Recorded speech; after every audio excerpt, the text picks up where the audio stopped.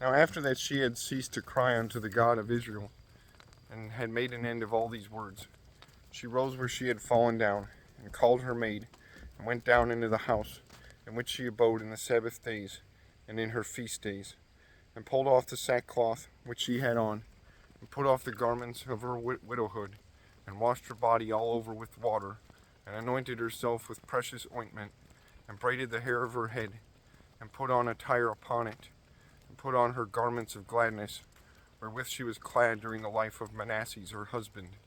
And she took sandals upon her feet, and put about her bracelets, and her chains, and her rings, and her earrings, and all her ornaments, and decked herself bravely, to allure the eyes of all men that should see her.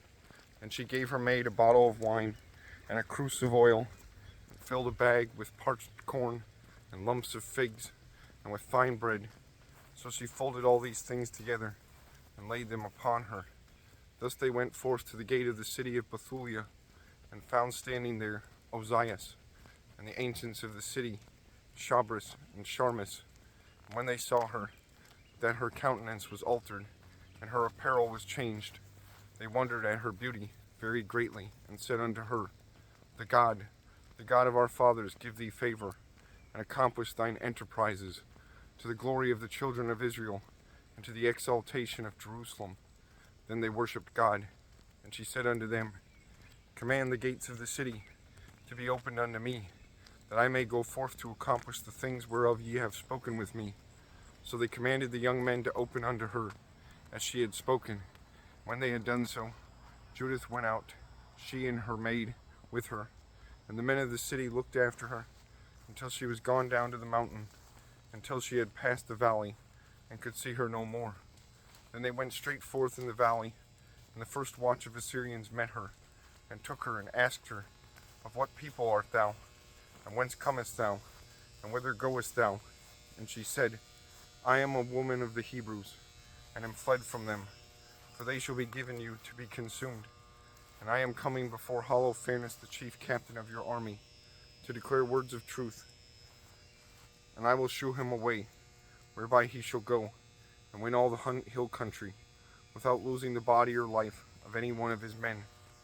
Now when the men heard her words, and beheld her countenance, and wondered greatly at her beauty, and said unto her, thou hast saved thy life, and that thou hast hasted to come down to the presence of our Lord.